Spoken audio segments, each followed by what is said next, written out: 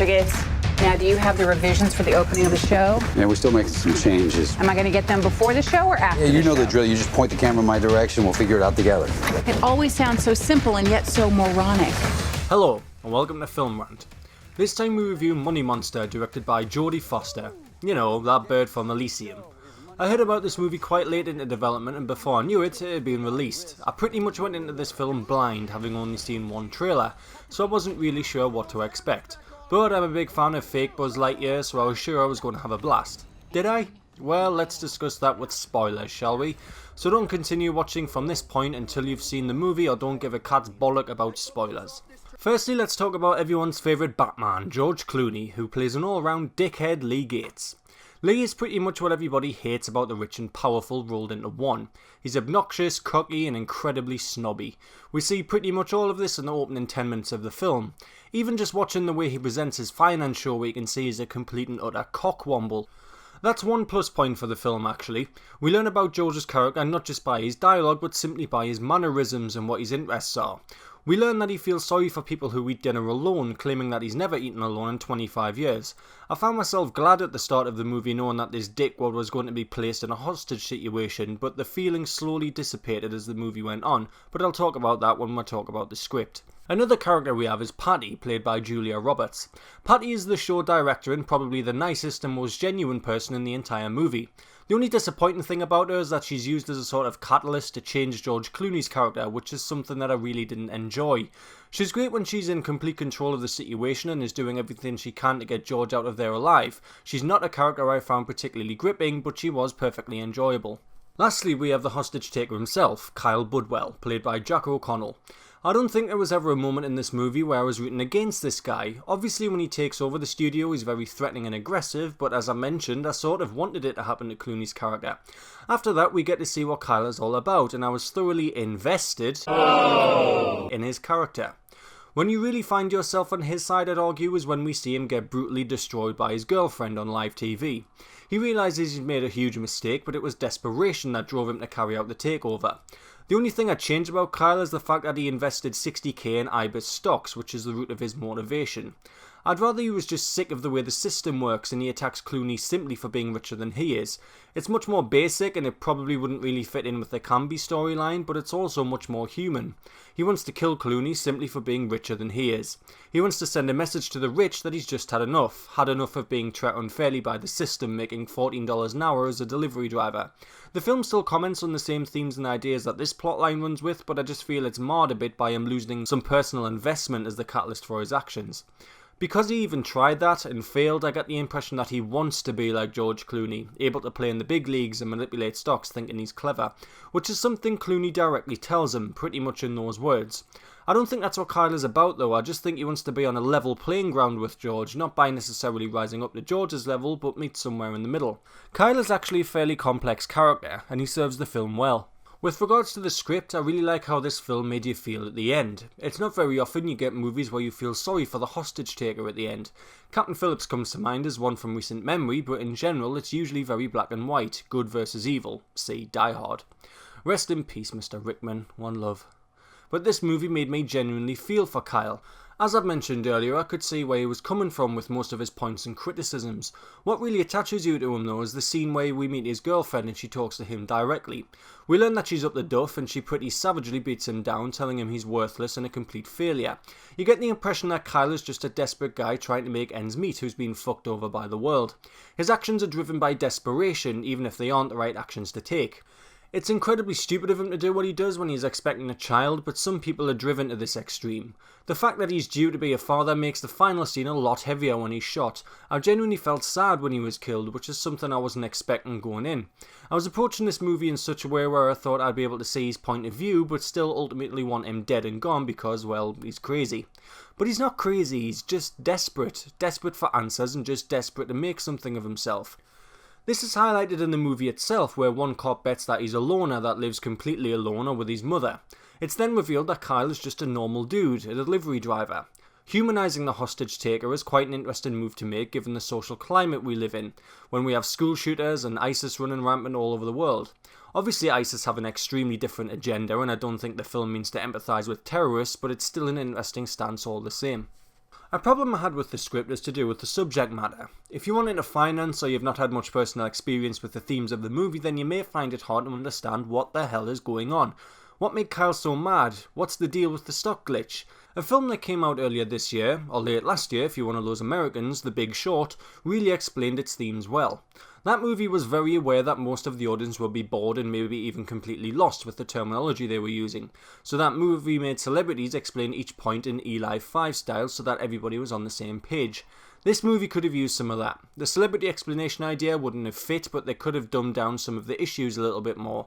By the end of the movie, I was just told that Camby is a bad guy because he invested $800 million into a mining company to cause a strike? Or something along those lines? People were wondering where that $800 million went, and he said it was simply lost in a computer glitch instead of declaring it went into other businesses. Panama!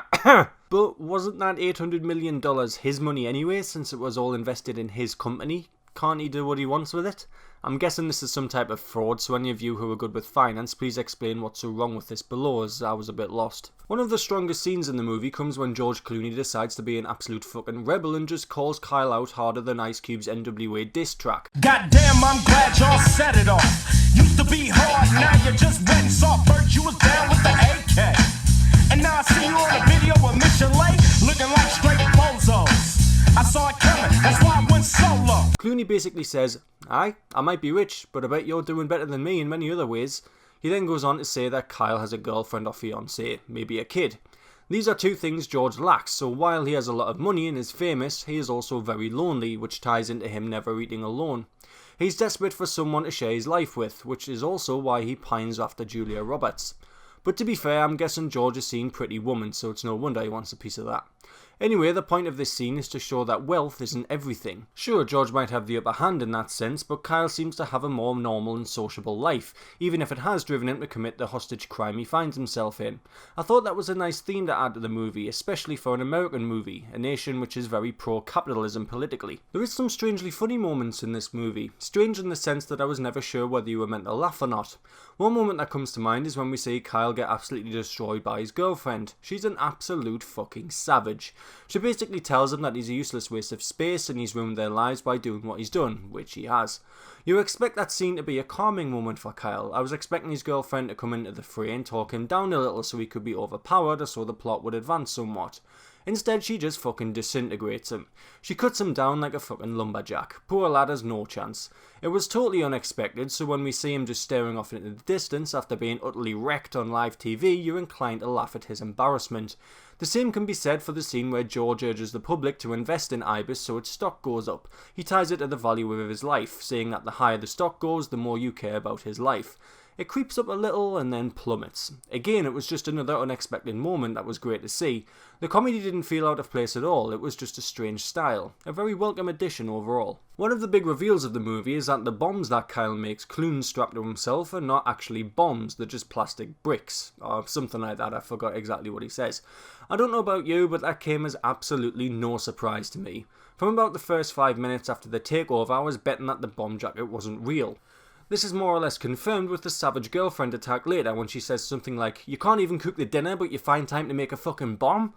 Kyle doesn't seem like a kind of guy who would or even could make an improvised bomb without being caught by the police, so the fake bomb idea totally fits his character.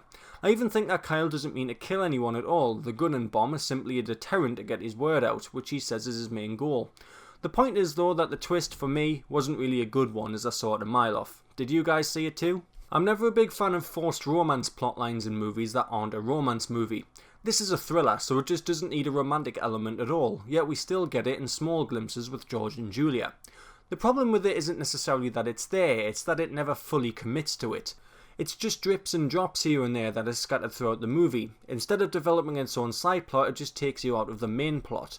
I think it's there as it's meant to show how George is a lonely character, but it never really shows its true colours. There's even a part where he passive-aggressively says something like, "Oh, she took a job across the street without telling me." That was like some teenage sitcom levels of cringe. Girl, that bitch is leaving without letting me know. I get that George's character is childish, but he's a middle-aged man. He should know how to handle these situations better. The whole romance story just seemed like melodrama, and I don't really think it helped George's character advance.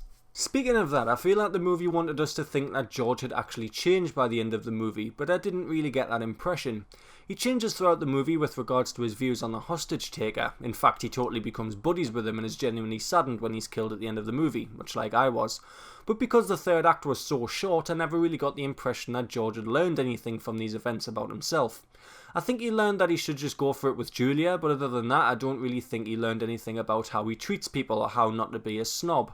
I just get the feeling that after the credits roll, George went back to presenting his show like a grade A bellend and continued life as normal. Which is actually both a good and bad thing. It's bad because I didn't think his character evolved, but I also love the end in that it ends the way it started. Even though this guy took a celebrity hostage live on the air and demanded that this fraudster admitted and explained his crimes that cost many people thousands of dollars, nothing changes. This was even seen firsthand through the streets of New York City and watched by millions worldwide, yet there's no resolution regarding stricter laws on stocks or anything that could prevent someone from doing what can be did ever again. You get the sense that Kyle died for nothing and the whole thing was just a folly. I like this because it's very reminiscent of the real world. When the housing market crashed in 2007 due to corrupt bankers, nothing was done about it. To steal from The Big Short again, let's listen to Ryan Gosling. In a few years, people are going to be doing what they always do when the economy tanks. They will be blaming immigrants and poor people. But Mark was wrong. In the years that followed, hundreds of bankers and rating agencies executives went to jail. The SEC was completely overhauled, and Congress had no choice but to break up the big banks and regulate the mortgage and derivatives industries.